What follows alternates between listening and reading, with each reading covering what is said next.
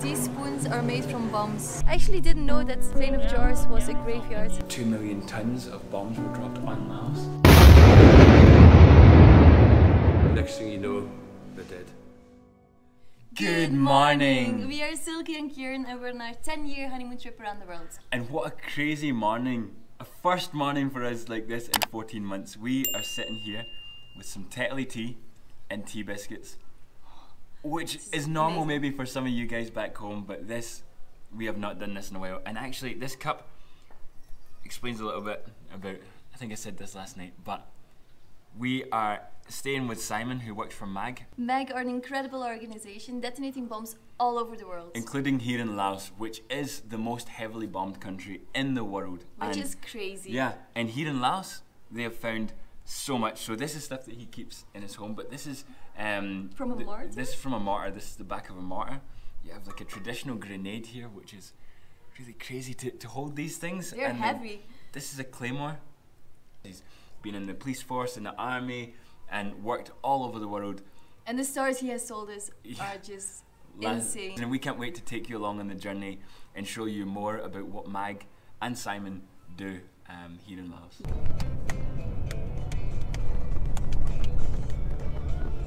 We are here with Simon and yeah. Hi, I'm Simon. I'm a technical field manager from Glasgow in Scotland, working here in beautiful country of Laos. And this is my colleague, Mr. Ye. Yes, he's my right-hand man. I can't live without him. Yes. Let's go and see what MAG do.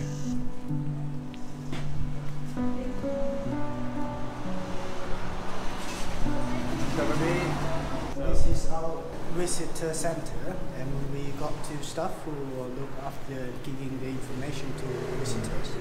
Where we are just now, that's this area here. This is the Xinjiang district, and then we have Cam Wan district, and this is where the Ho Chi Minh Trail comes down here. So these two areas were massively bombed during both the Secret War and the Vietnam War.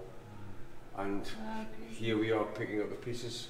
Between 1964 and 1973, 2 million tons of bombs were dropped on Laos, and they say here the equivalent of a bomb mission every 8 minutes, 24 hours a day for 9 years. That's an insane amount. Did you know that if you burn the explosives inside the bomb, the heat of the flame isn't enough to make it explode, so when you burn it, it just burns away. So like, it's not enough to detonate something like this. Don't try this at home. But yeah, that's really crazy, and this is the biggest bomb that they have found, and it was only last year? Yeah, last year. Last year they found this. This was almost 1 ton.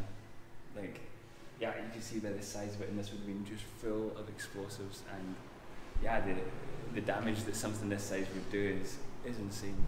Let's show you a video here of what a bomb like this does.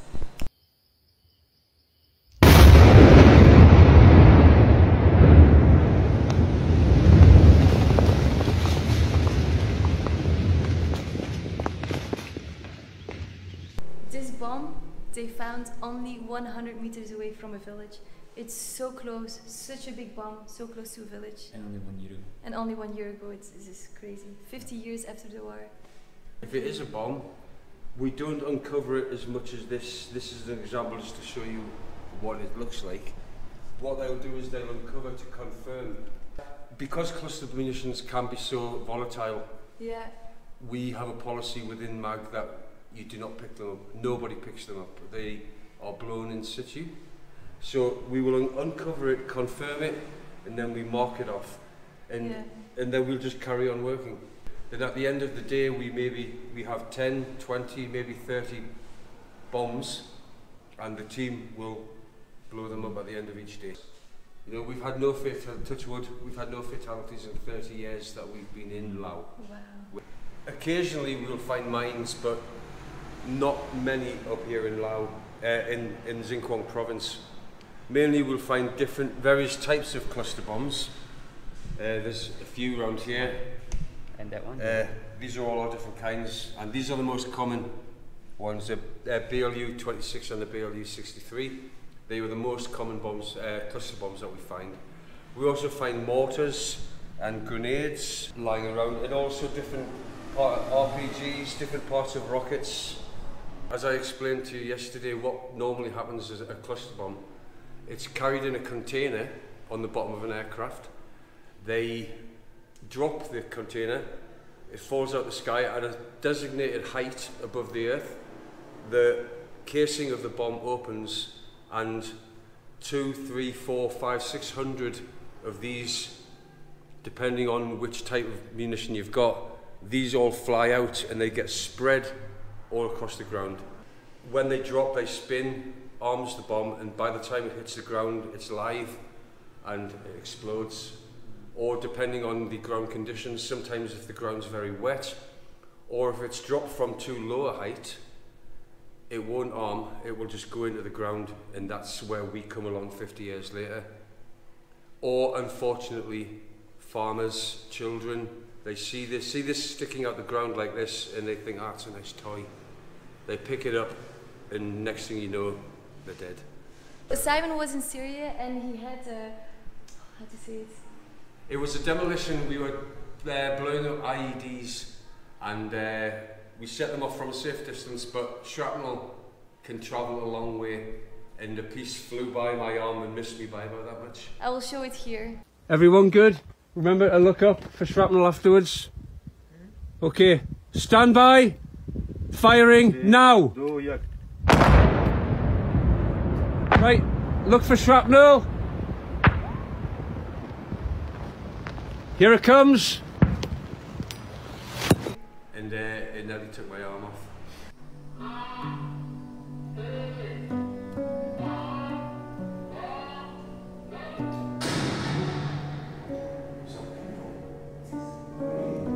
We just finished watching a beautiful video about, you know, it's really heart-wrenching to see the effects that it's still having on families today.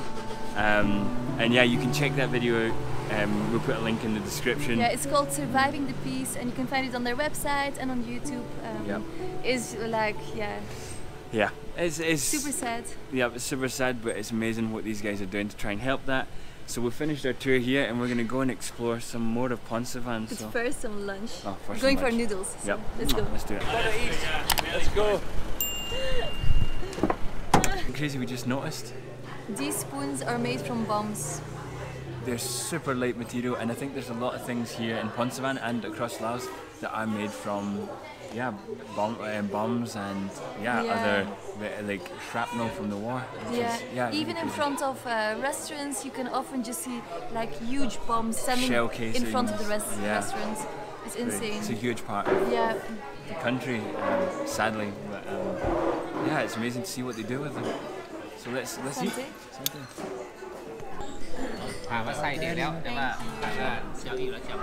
Smells really good. Lips are burning. It was a spicy but beautiful noodle soup. Kop chai lalai. Pop kan mai. So now we are going to the market, I think, to pick up some dinner. And then I think we're going to head to the Plain of Jars site number 1. So that'll be super exciting. Let's see. Getting a nice coffee. Some sweets. Fried bananas, fried stuff. We just couldn't resist. It's like the markets here are amazing. Yeah, and tonight for dinner we're gonna just make an omelette with baguettes. Simple. Simple. Yep. Perfect. So we got our tickets. It's 60,000 for 30,000 each, which is around $1 something. Yep. I'm really bad with money. Suga's got better.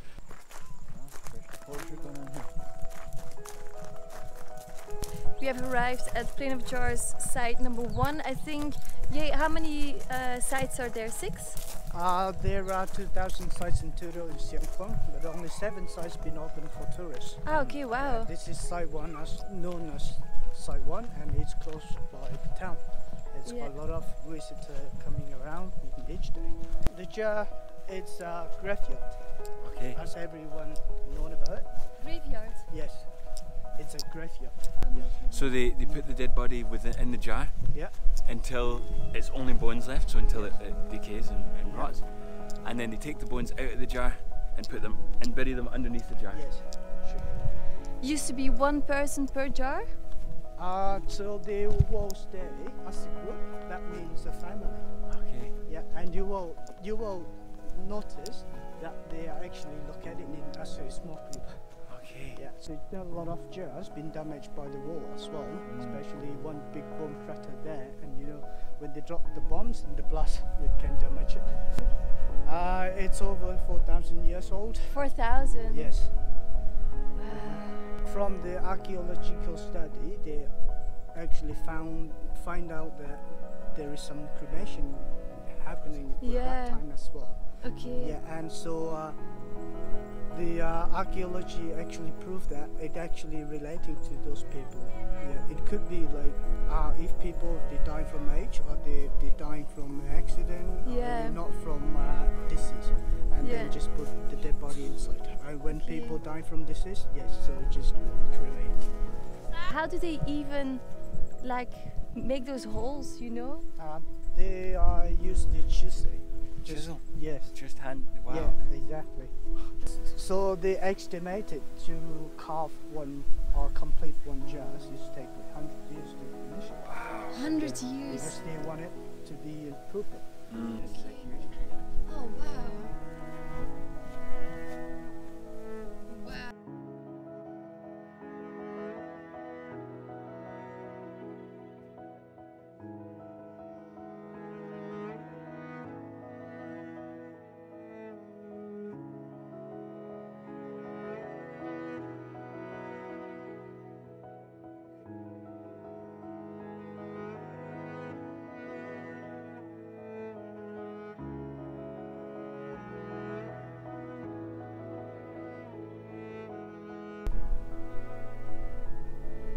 So funny because the real story is that they are used to bury bodies, but the mythical one is that the giants, the kings, were drinking wine out of the jars.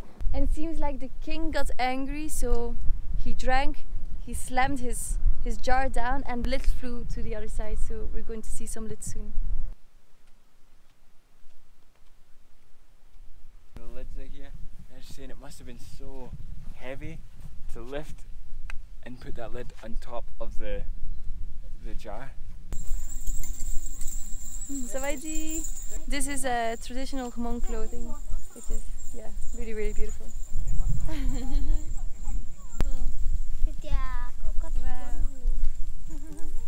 A little hat as well.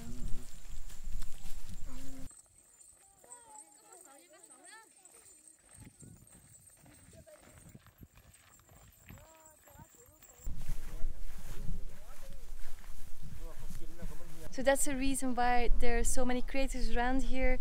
They used to drop bombs because the people were in the cave hiding. They wanted to bomb them, but also this was used as a cremation site. Yes. And you'll see like two kind of holes in the top, in the roof, which shows that like it's a chimney.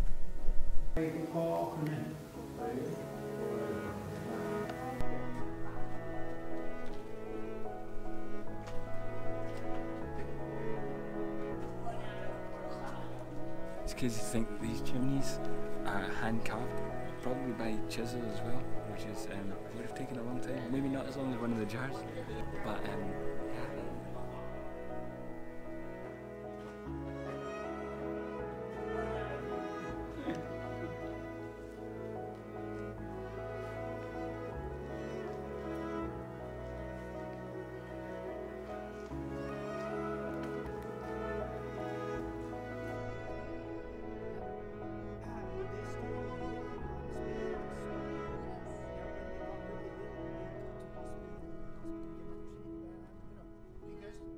So the next stop and last stop of today is the big Buddha.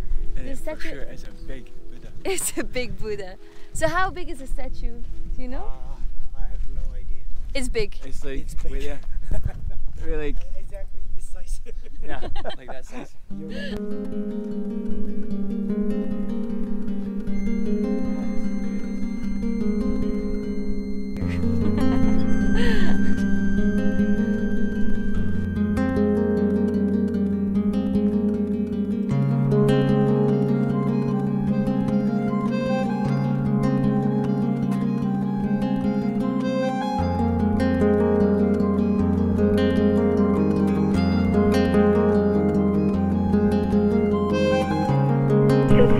7982ฮอดจุดที่หมายปลอดภัยเตรียมพร้อมเปลี่ยน7982ปลอดภัยเตรียมพร้อมเปลี่ยน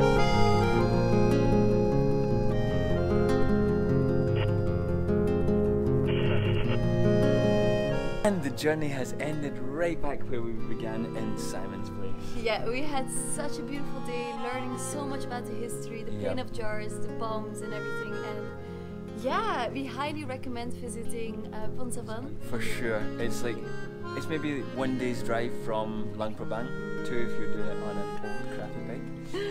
But yeah, we are super tired now, so we're going to chill out for a bit and get ready for more adventures tomorrow, heading further north. Yes. So we hope that you enjoyed this video. If you did, please like, subscribe, and all ding the good dong stuff. that notification bell, and we will see you in the next one. Bye bye.